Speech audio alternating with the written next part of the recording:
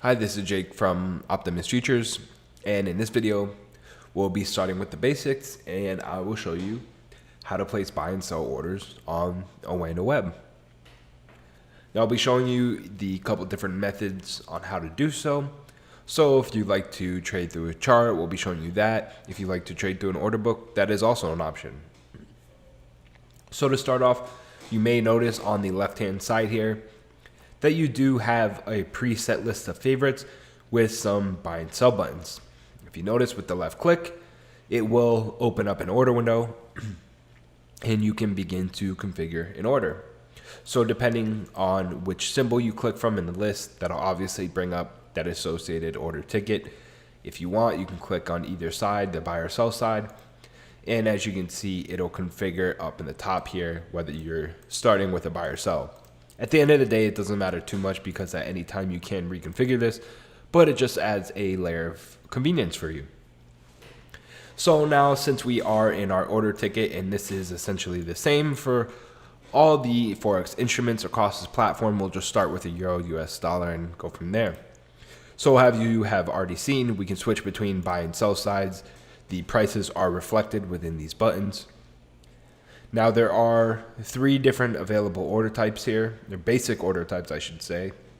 One is a market order, which finds automatically places an order at the first available price in the market. From there, we do have our order quantity, which we can adjust. You can highlight this and manually type in how many units you'd like to buy or sell. Or you can manually click up or down on these arrows here, and it will adjust the units accordingly. What I like and what's very convenient and unique about this platform is that you'll notice the units here are listed, or the units available.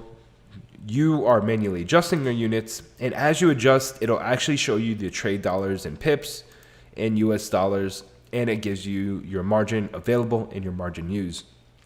So as you can see, as we continue to click up, our trade value will increase or decrease accordingly.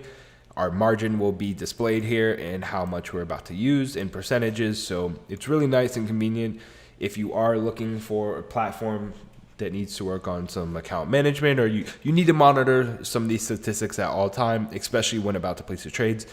This is very convenient and does it all for you in one convenient location. It's also worth noting that you can click this market depth button and it'll show you the units as well as the buy price if you go this route. So that's quite nice. Continuing on, and it is available for market orders as well as the other orders as well. But we have our take profit and stop loss legs, which are optional, but you can use them as you need. So again, these will just place additional levels attached to your entry order of your trade. So your market order is your entry order. And then you can place these 2 other legs. So you can place a take profit leg and a stop loss to mitigate any losses. Now here you can just manually type in the price level you want, or you can adjust here.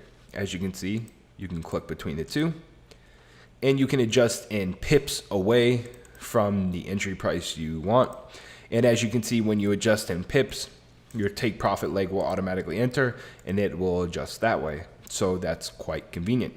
Same thing for stop loss. If it's selected, you can just go in here. You can either look at a chart or whatever the case may be. If you know the price you want to put it at, manually type that in there. Or we can go to our pip side, activate that, and then adjust how many pips away we would like our stop loss. These go for trailing stops as well as upper bounds. The same technicality behind them, or the same functionality applies. They're just different types of orders. So you can add a trailing stop instead, which will essentially trail the market as it moves, or we have that upper bound there as well. Heading over to limit, this is essentially the same order, except instead of being filled immediately, it is a limit order. So that limit will sit in the market until it touches or gets closest to the price you set it at. Once the market hits that level, then the order will be filled. So this might be good for you if you need to place an order and you want it at a specific price and you need to walk away from the computer. This is a good option for you. One thing that is notable here is that we do have an expiry. So like I said, if you need to walk away or you want to play the long haul and stay in the market for a while, You can leave that limit order sitting in the market or at that price level for essentially however long you want. You have your different expiries here, so pick what you need and feel free to adjust as needed. All the additional advanced order types remain the same. And then on this one, your stops, you get the same things again, but this time compared to the limit, you do get that upper boundary level again. The expiry here works very similar, works the same. And again, you pretty much just adjust your units, select your price, your expiry, any additional advanced order types. Again, if you don't need them, you can just left click this X up in the top there and you'll see it'll minimize it. When you're ready to place your order, you essentially will do one right here. We'll just have a unit of one at the market, we'll buy it. And when submitted, you can see your order is automatically reflected in our chart here. Down at the bottom, if you haven't messed with the layout at all, we do have a breakout of our trades. So again, you see your units, the instrument you used, what type it was, the price, the current price, your profits, your losses, things like that. We have orders in here. So if you do have one of those limit orders and it hasn't filled yet, you'll see it reflected here. You can cancel out if needed. We have positions located down here as well. So since we are market, we were filled immediately and it's reflected in our positions. And you have trade activity of essentially everything you've done. Now, I did mention there was a couple more ways to place trades. You can do so by directly trading through the chart. As you can see here, you have this chart trading little window here. I believe this can be deactivated. Yes, right here by right clicking and hiding or buying the sell panel. I believe in the top right here in settings, as you can see, we are under trading. You have this show buy or sell panel. So that's on by default. If you don't like it, you can turn it off. But again, this is nice because it's just a different option. And for those traders that don't like these order windows, feel free to do so that way.